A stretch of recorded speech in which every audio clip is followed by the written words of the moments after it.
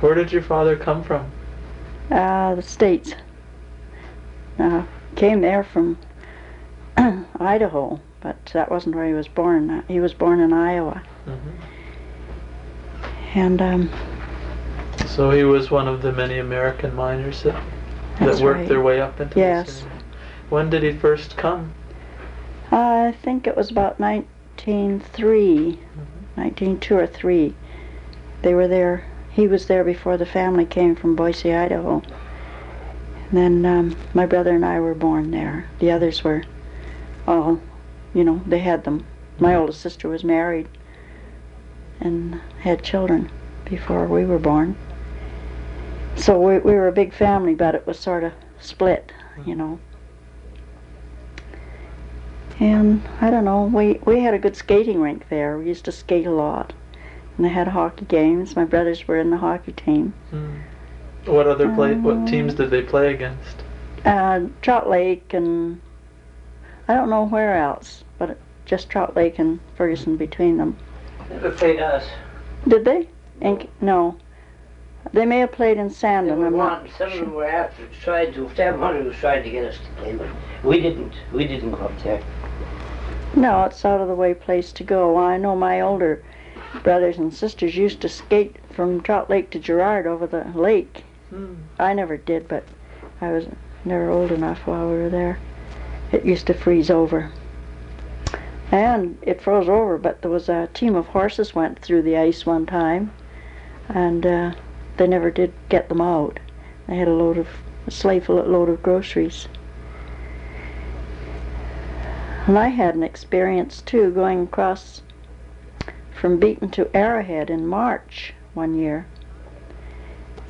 He had the owner of this sleigh had Shetland ponies, and he took the mail and passengers and our luggage. So we could see the water coming up. When we got within a mile of Arrowhead, he said, "You're going to have to walk, and don't try for the wharf. Hit for the railroad track."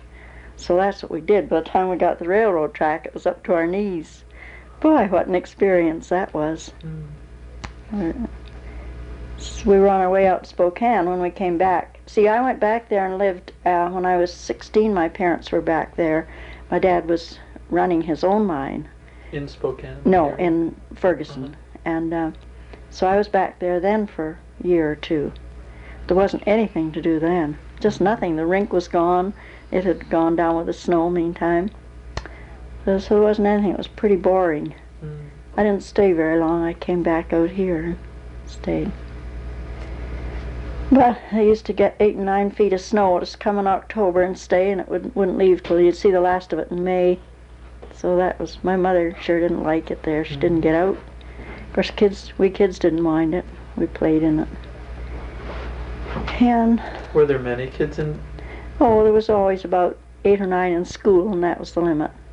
They had a school? Oh, yes. Teachers, had teachers from Revelstoke usually. Then I finished school in Nelson. And I guess that's about all I can tell you about Ferguson. What about your father? Well, he just mined. Was he a hard rock miner, or was yes. Did he have a position with the company, or was he just an employee? Yeah, well, when he was working for the Silver Cup, but other than that, he was mainly an employee, because that closed down. Metal prices went down, and it closed. So he just took anything then that he could get, rather than move out. Were they hard times for your family? Or would he make a good wage? Oh yes, for that, at that time it was considered. I don't know just what he did make, but yeah, we had a good living. We didn't have any extras or anything, but just a good ordinary living. No luxuries. I look at the young people of today and think what they have and what we didn't have, and we're just as happy. How many people lived in Ferguson when you were there? I'd say about 10 families, and a number of bachelors who were miners would be around. Yeah, I'd say about 10 families. There was a post office. And were there business establishments there? Just a store. In later years, in the early days, yes, there were these all these hotels and stores, drugstore and dance hall and livery stable, and a lot of activity. Mm-hmm. But of later years, everything just sort of died down and there was nothing. When you remember it, then it had already passed its peak? Yes, I don't remember it. There were many empty buildings around? Was it like growing up in a ghost town, or? There were some empty buildings, but not that many, because I don't know what happened to all the hotels. There were 3 hotels still standing, but the rest of them were gone. I guess they were flimsily built and probably fires. I don't know. Mm-hmm. I just don't know what. And I know there was one section where the stores were all wiped out. It must have been fire there. Mm-hmm. And the hospital was there for years. That finally went up in fire, I think, of late years. Somebody batching in it. Something got on fire. Did they have electricity? Yes, at one time they did. Uh-huh. When you lived there? Mm-hmm. Not of later years, but in the early days. Mm-hmm. I don't remember them having electricity. So, see, when the Silver Cup closed, that's where their plant was, at what they call 5 Mile. Mm-hmm. That was 4 or 5 miles above Ferguson. Mm-hmm. And, of course, then that went down, too. There was no electricity. The plant at 5 Mile generated the electricity yes. for the town? Mm-hmm. Mm-hmm. And then it was lamps. That's all I remember mm-hmm. of it. And wood stoves. Lots of wood around that country, so. Yeah, I think of what we have now, what they had then. You know, it's come a long ways. But I don't know whether people are any happier or not. Of course, those who have ever known anything else will be. That's all they know. These young people now is all electric equipment and everything. So. Do you remember particular people, characters that you knew as a child who stick in your mind? Oh, some of the bachelors were funny. There was one Welshman, Dave Morgan, he used to tell us the weirdest stories. I'd go home with these stories. My mother would say, "You've been talking to Dave Morgan again." Oh, it was terrible, the things he'd tell us. And we believed them, you see. We just didn't know any better. We believed them till we got older. Then we knew he was having us on. But, they used to drink a lot, those old bachelors. Get drunk and plow around the streets. They never bothered to eat children, but we used to see a lot of it. But so I guess we didn't think anything of it. My own father didn't drink.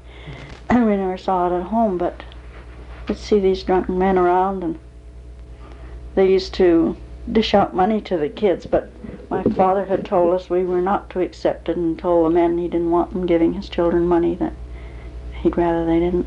So then they'd buy us fruit. And my dad didn't know what to say about that. Couldn't say much, I guess.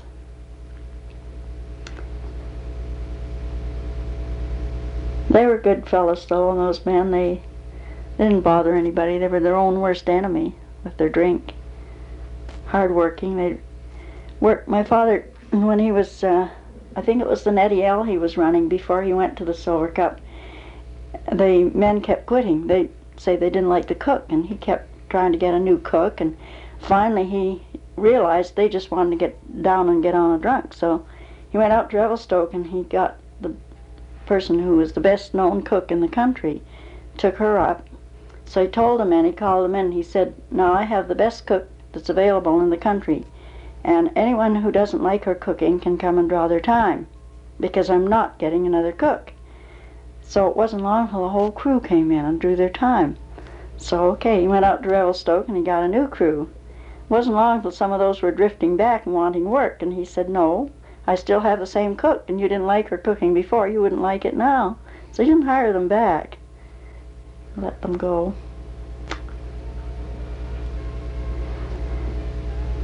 Yeah, my brother, my oldest brother finally worked up at the Silver Cup under my dad. Mm-hmm. We used to do a bit of horseback riding. There were always horses around.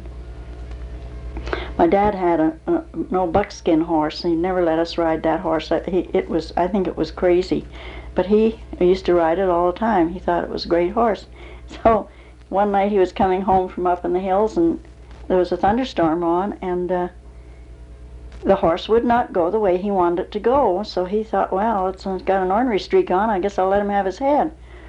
So first thing he knew, he was home. The horse was right and he was wrong. He'd got lost. So after that, of course, he thought that horse was wonderful. Do you remember Andy Daney? Oh, yes, very well. Could you describe him? He was, I think he was part Mexican, I don't know. He had been a cowboy, and a very gruff voice, and he used to get after us. He had these great big wagons, ore wagons, and the kids would all get up in them. Well, I was quite small, and they'd put me up in it. Pretty soon they'd all take off and leave me there. Well, I'd begin to yell blue murder, and he'd come out of the barn or somewhere, take me down and say, don't let me catch you up there again. Well, it wouldn't be many hours till we'd all be back in that wagon, and I'd be left again. He used to threaten what he was going to do to me and so on. I was so glad to get out of the wagon that I didn't stop to listen to him. Yeah, he was a great old man, Mr. Daney. And she was really wonderful, too. I took out some pictures the other day. I have some of them. Oh, here they are, back here. I think it was David Ferguson. That I have a history here somewhere of Ferguson. If I haven't loaned that. I worked for the village for 35 or 40 years. Yeah. As a street engineering or no? I was works foreman. Uh-huh. Mm-hmm. He used to work in the old plant. The original electric light plant they had here was the one from up above Ferguson. That was moved out here later. Oh. And they used that, and then that played out, and they got another one, and it played out. So then they signed up with West Kootenai. Mm. Was your father involved in what was it? Lillooet, Caribou, and Fraser River? No. Do you know about that? What? No, I don't. Our son lives 40 miles from Lillooet. He works for BC Hydro at Shalal. No, I mean there was a company called the Lillooet, Caribou, and Fraser River Gold Company that owned a number of the mines up near Ferguson. No, I don't think he was. I never heard him mention them.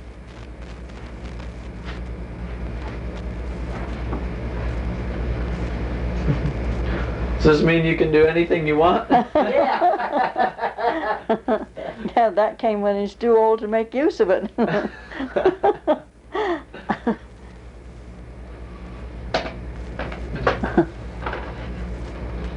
No, I never heard my dad mention that company. Well, when he was working for these various mines, were they all local concerns, or was there outside money involved? Outside money with the Silver Cup, and I suppose maybe the Nettie L too. Did you ever have people coming through visiting that were company representatives? Mm-hmm. Do you remember that? No, I don't remember them. No. One of the top men, or two of them, had an office in this bank building too, because my sister died there. She was 19. She died of diabetes, and they brought her out here, and overnight they kept her. The manager or my dad's boss said we'll keep her in the building there until the day of the funeral. So she rested in there. There was no funeral parlor here or anything. I remember one of the men's names was Mr. Mary. He was over my dad. And they lived at what we called 5 Mile. Mm-hmm. Just a place above Ferguson, just where the tram went up for the Nettie L, and I guess the Silver Cup too. And then the light plant was there. I don't remember anything else much there. And snow, my goodness. Country, it was terrible for snow, a real snow belt. I always used to say in the winter we played on the rooftops because snow was right up even with most of the rooftops, and then that's where we spent our time. There was no plowing done or anything, you just waded through it. I can remember wading through snow here to the hips going to school too. Sometimes they've had heavy snowfalls here. And they didn't used to plow either. Just the sidewalk with a horse and sleigh. Yes, because there was one winter, what winter was that? 2 winters ago. That the end of 1st of March or the end of March, I forget what it was, there was 5 feet of snow on the ground. Here, in Kaslo.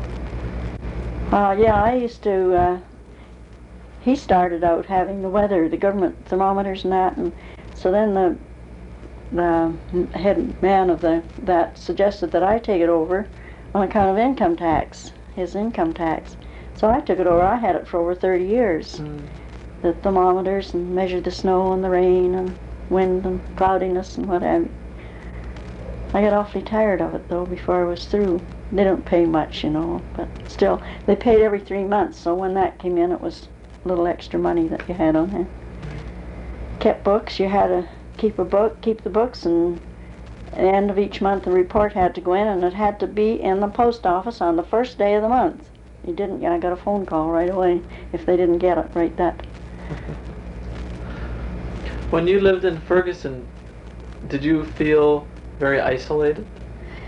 Not really. I guess I grew up with it, you see, and I just didn't, I would have had I lived there as I was older, I'm sure, and if I ever went back now, I'd feel it was the end of the world.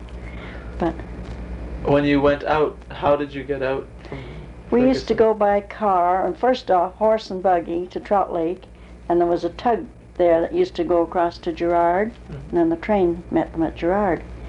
Or you could go out to Beaton and take a tug there over to Arrowhead, catch a train, or sometimes, or you could go to Nakusp and catch the big, I think the Bonington used to come up. And what was the other one? The Bonington and, what was the other big boat on the Arrow Lakes that we used to... I couldn't tell you, I couldn't remember. Yeah, there were 2 of them. Anyway, that's what it was, a roundabout way to get out, you know. Haven't you got a picture of that one sitting up there at the cusp? Somewhere, I don't know where it is. They You know, put it up on the beach like they did the Moliere down here. This was sitting there, oh yeah, but it burnt. I think they burnt it down. yeah, they took it out and burned it. It was too far gone to renovate it or hang on to it. Yeah, in the winter it was terrible because Trout Lake used to freeze over. Well, they'd come over with a sleigh and buggy. One lady got pneumonia and they brought her out here to the hospital. And they brought her over the ice that way and she caught the train at Gerrard. But now there's a road through, such as it is. No train anymore. Of later years, we used to come out in a launch across Trout Lake. That tug was off. And there was a man there had a big launch. He used to bring us across to when I was up there, which wasn't very often after I hit my teens, 16 or so on. I wasn't there very much. So much of the business in Ferguson and Trout Lake was carried on through Kaslo? Well, partly in Revelstoke. A lot of the food and stuff came in from Revelstoke. Because the train ran, I guess, every day or more often. Here it only ran once a week, and you could get quicker service from Revelstoke. We used to go out there to the dentist, and Revelstoke doctor used to come in after we hadn't a doctor in Ferguson. He used to come in yearly to examine the school kids, Dr. Hamilton. And that's all the doctor we ever had up there. We had to go to Revelstoke. Another sister of mine died in Revelstoke. She was only 15. So my mother had her worries and troubles too up there. She always hated the place. She never did like it. Did they eventually move back to the United States? No, they moved here. And they died here. This is where they ended their days. My dad used to work at one time in the Black Hills too. Then he came up to Boise, Idaho, and then he ended up here. There was a brother died in Boise. I wasn't born yet. I still have the clipping somewhere out of the paper. They had a newspaper printed in Ferguson too, and one in Trout Lake. And there was a clipping there that of sympathy to him because he'd lost one of his family. I have that.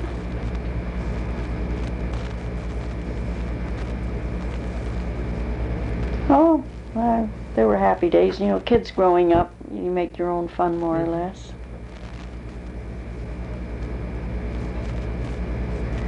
I was saying not long ago, it's a wonder we never did tangle with a bear, because we used to go out and take a lunch and be gone all day picking huckleberries and putting in time.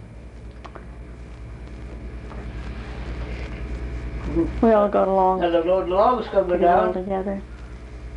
Yeah, there's still logging going on somewhere around. Was there logging there? No, not in Ferguson. There never was any.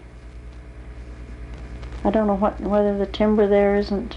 Not that I know of. Logs are getting from up the river, Yeah, up the Duncan. I don't know. I never knew of any logging going on there, unless it was since we left there. Mm-hmm. Yeah, there may have been. Do you remember Mrs. Jowett? Mm-hmm. Could you describe her? Oh, yeah, she's an old English lady. Beautiful white hair. And I remember when I was 16, I was up there, my niece and I, who was near my own age, I grew up with my nieces and nephews, had gone to Beaton to a dance. And we came back. We were going to wait at her hotel for the stage to go back up to Ferguson. She says, "You'll do no such thing. Get to bed where you belong." She said, your eyes are hanging out, you're so tired."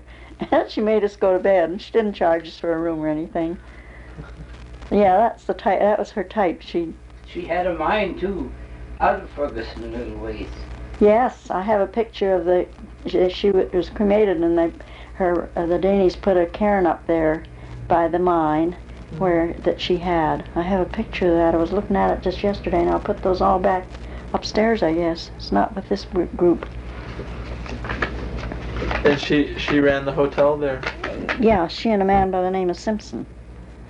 Any relation to the Simpsons in Housen? No, I don't think so. Was she married? Yeah, she had 2 daughters. Mrs. Daney was her daughter. Mm-hmm. And then she had another daughter. But I think she was a widow when she came there from Vancouver. Mm-hmm. She was a marvellous cook, one of these old English cooks. Marvelous cook. And she used to set up the table so beautifully, white starch tablecloths and all the silver and everything, just so. She was very particular about everything. Oh, for roughneck miners that she would do this? Mm-hmm. Didn't she make them behave? Or? Oh yeah, she'd tell them to get out if she didn't like what they were doing. But most of the miners were in Ferguson. They didn't. There weren't many mines around Trout Lake running. Most of the miners were in Ferguson. So that hotel, one of them was just a miner's hotel. Mm-hmm. They catered to them.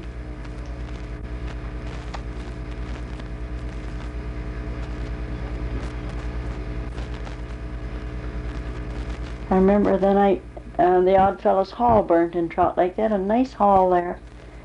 We could see the brightness clear up in Ferguson from the flames. So that burnt when we were up there. That would be in 1922.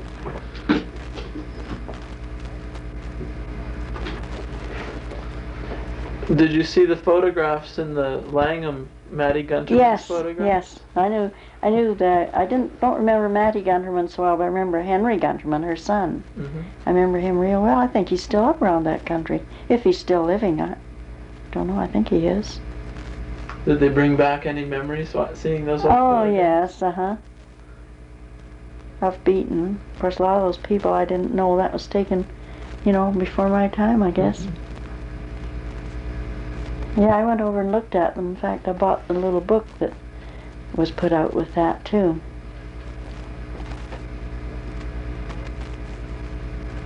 We used to go down to Beaton to dances the last time I was up there. They had a little dance hall down there, and that's where we used to go.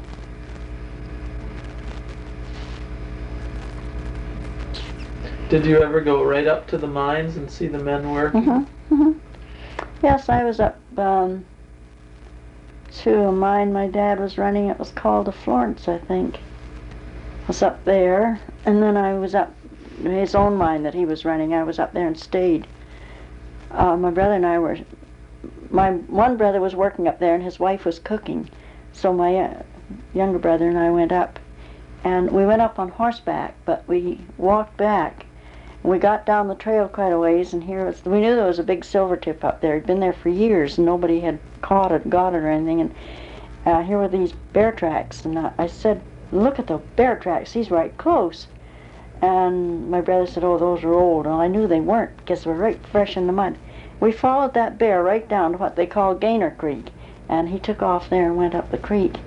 But that bear was right not too far ahead of us. I know it, and I'm sure it was that silvertip, because one of the other men that was leasing up in that vicinity had come down that day, and he said, "Yeah, old Silver was around on the trail all right."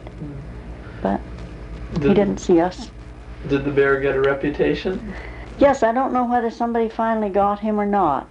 I don't think so. I imagine he died of old age. They called him Old Silver. Old Silvertip. What did you think of the miners' lives? I think it was a hard life. But in those days, they didn't have the facilities they have now, and I suppose it just didn't mean anything to them. It just meant a day's pay, however it was done. But they had it pretty hard, I'm telling you. I always used to think I wouldn't want to be a miner if I were a man. But nowadays, they have more safety. Were there accidents? Do you remember? I don't remember of any real accidents up there. There may have been, I don't know. When I was too small, when the mines were really going full blast, there may have been.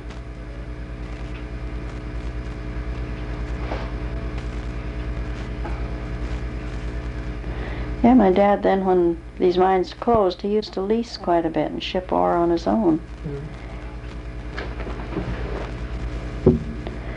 He and my brother worked together.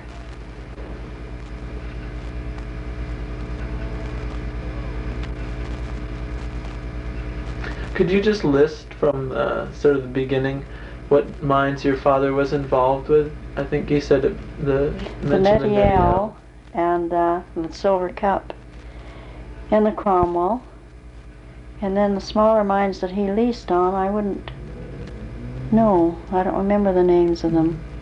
There were so many, you know. There were some of those smaller ones were real good mines too, but they never. Well, different small companies would come in and work them for a while and then take off, abandon them. And son Selden took over when the father died. Selden took over, and that's what he did right up till he retired, and worked, kept the road open.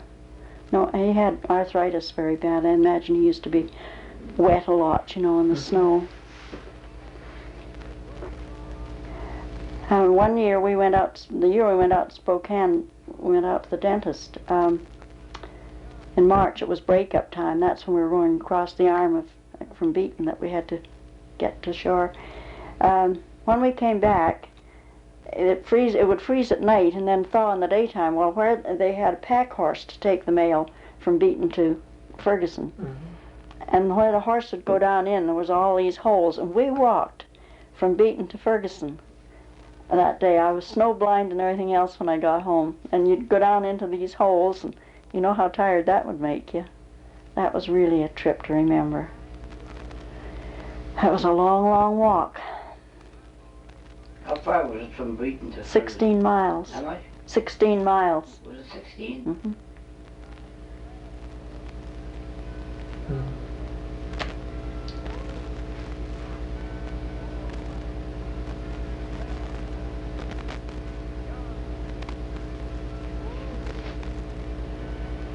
No, I'd like to see Ferguson built up again and going ahead.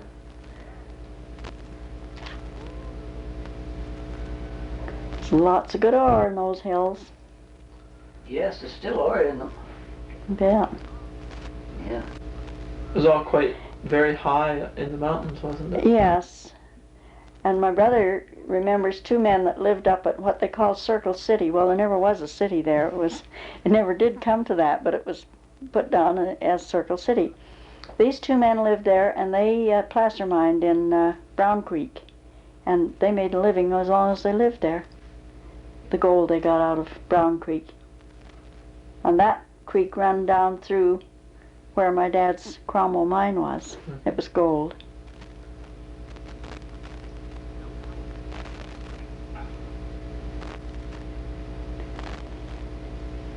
They were bachelors, these men, so they could live like that, but he said they made a good living for years.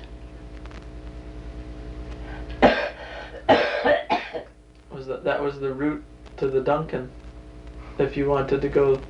And that's above the Duncan. There was an old trail up through Circle City that came down into the West Fork. Of the Duncan? Yeah. Oh, well, you see, I didn't know that. Well, it would be then, wouldn't it? You'd go to the Duncan that way too.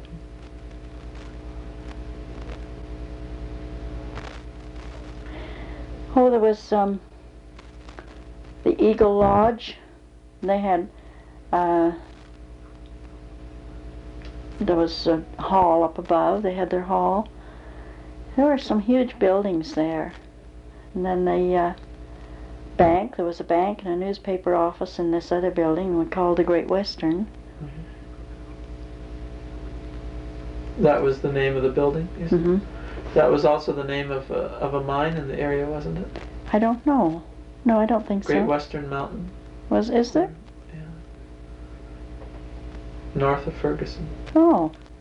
Well, see, there's things too that I don't even know about it. I guess I was too young to bother with that sort of thing.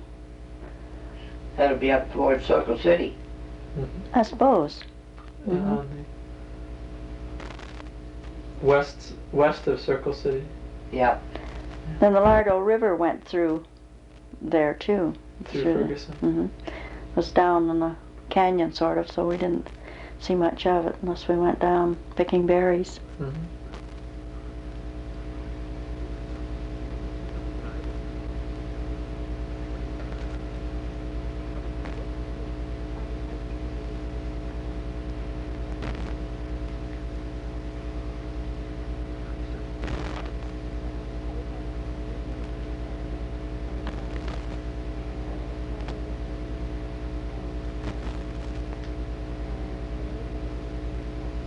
Were there some other people that you can think of, stories about them in particular?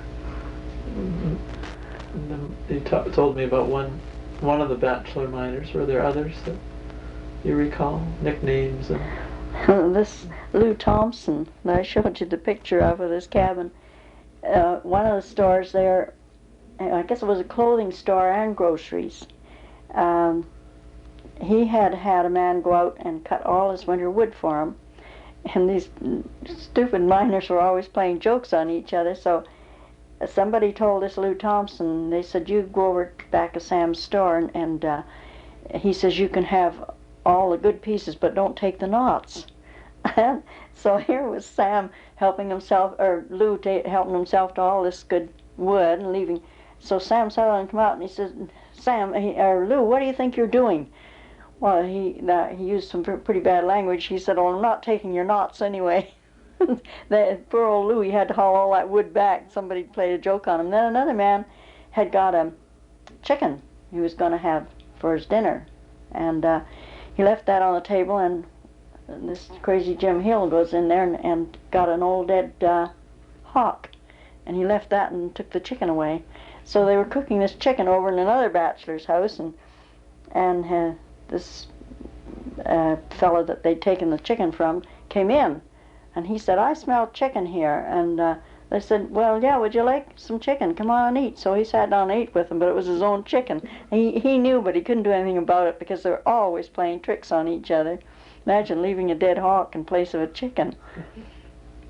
And things like that they were always doing to each other.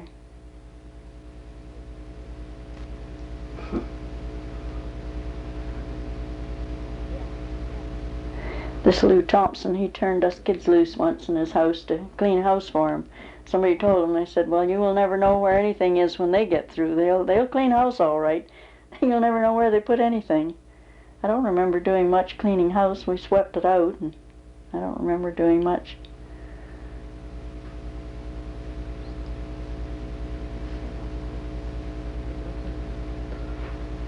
Were the miners mostly American?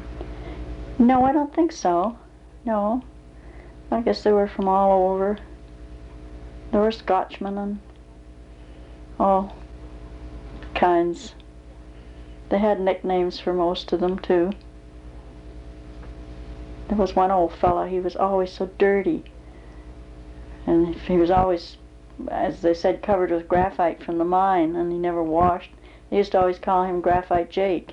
I never knew him by any other name. I don't know if he had another name or not.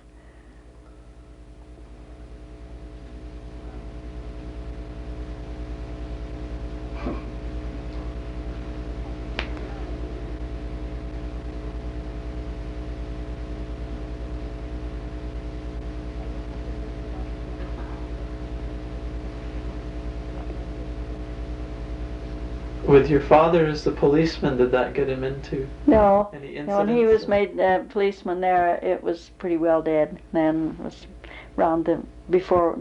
Well, it was when we'd just gone back there the second time for a short time. I don't know why that was done. There was no reason that I knew of. There may have been more back of it than I knew. I don't know. This policeman that came in there was chief of Nelson Police. Mm-hmm. Gammon was his name.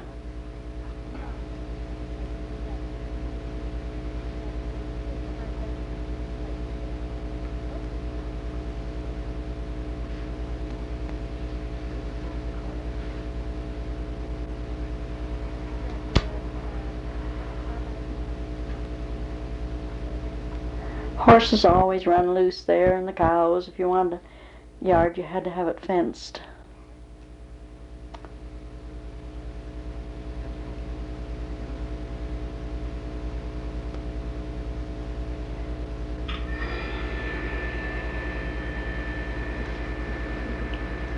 Every once in a while, horses would take an ocean to stampede. Believe me, about that time we took for shelter somewhere.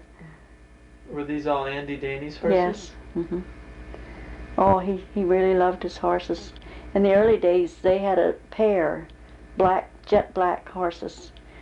The name of his was Steamboat, and I can't remember what the name of hers was, but they used to ride beautifully too, and they were good riders. Mm. It's two beautiful horses. I can remember those horses.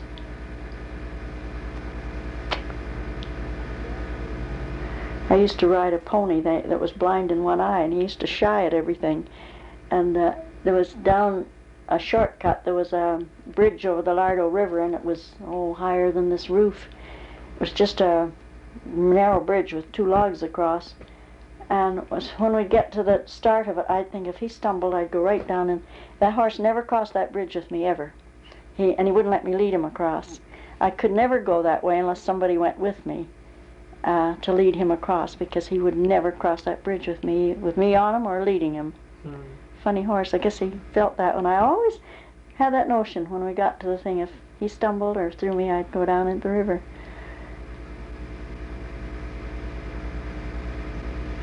That was a shortcut to what we called 5 Mile. You could take this path down there and go across that little, and you're up in 5 Mile much sooner than if you went around the road.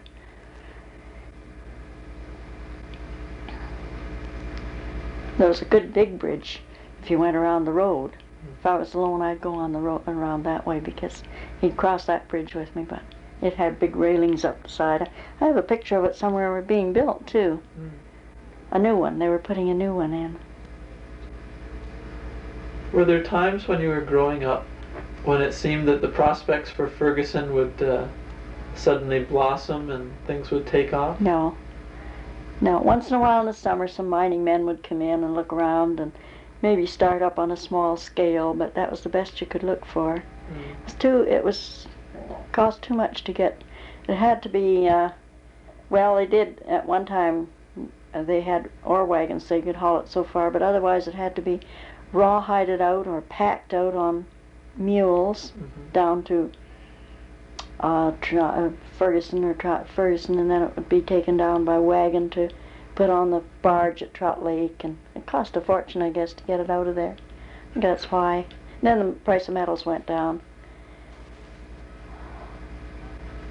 Nowadays, I used to often think when I was older, why couldn't they have put a thing in from the top of the mountain and put it right down to the lake? You know, what would you call it, a tram or something? But I guess I should have invented that. I might have made some money, eh? They did have tram lines. They did from 5 Mile, yes, up to the Nettiel, and I think that went to the Silver Cup too. Did you ever ride the tram line? No. Did your brother or your brother-in-law? Oh, my brother-in-law did, and he worked at the compressor, and that was down around 5 Mile, and he used to work at that. My sister lived up there too. She had 2 children. They were compressing air for the drills in the mine? Yeah. Well, the compressor was located at the bottom of the tram line? Yes, down around 5 Mile somewhere. And how would they... At 8 Mile, they said the compressor was. 8 Mile. Mm-hmm. That was still at a distance from the mines? Yes, I don't know how that worked.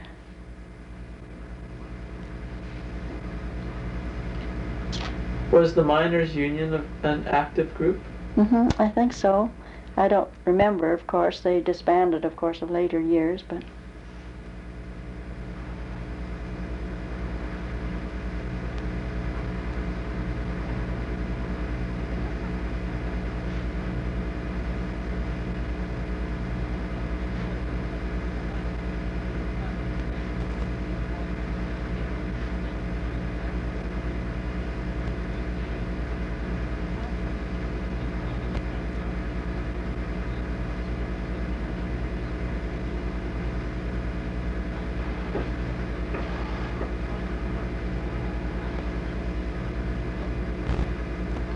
Where was it, Clarence, that Snowslide Peterson was taken down in the slide? Well, that was on Glacier Creek. Where? Glacier Creek. Glacier Creek. Well, that would be more in the Lardo district, wouldn't it? Mm-hmm. Well, the men, anyway, they thought that was the end of Snowslide Peterson. They gave him up for lost. They went back to the cabin, and while they were eating, in walked Snowslide Peterson, just a mass of ice. He got out of the slide all right. Who was Snowslide Peterson? What was his first name? I don't know. They never called him anything but Snowslide Peterson after that. So what his first name was, I don't know. Was he a miner? What? A miner? Yes. I guess he was. Yes.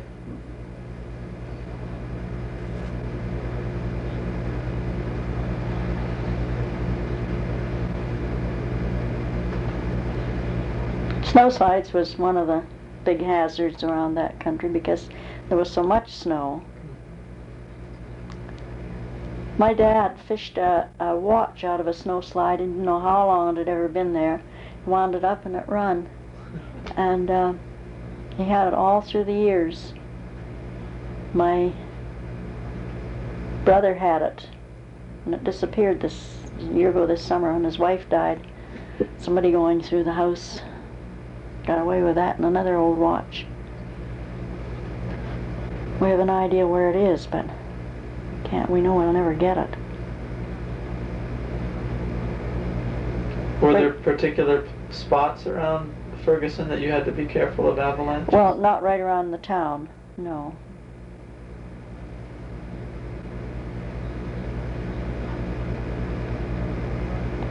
Mining was seasonal then, because they couldn't work the mines in the middle of winter, could Oh, they did. Yeah, that when when it was really going strong. Mm-hmm. Oh, yes.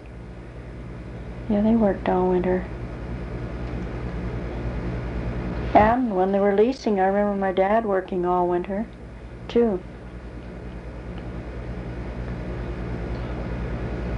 Would your dad be home every day when he was working like that? Or? No. No, he came home probably on weekends. He was away from home a lot. When you went out to Spokane, did your father continue to work in Ferguson? No, that was when my sister died. That was when she was 15. He wanted to get my mother out of there for the winter. Mm-hmm. So we just went to Spokane. He worked somewhere, I think at Davenport, Washington for a while that winter. And then we came back up there in the spring. And then after that, you moved to Kaslo? Yes. when I was 12. And have you been in Kaslo since then? Yeah. 61 years. Oh, I got you skinned. Yeah, he's been here 86. Be 87 his next birthday.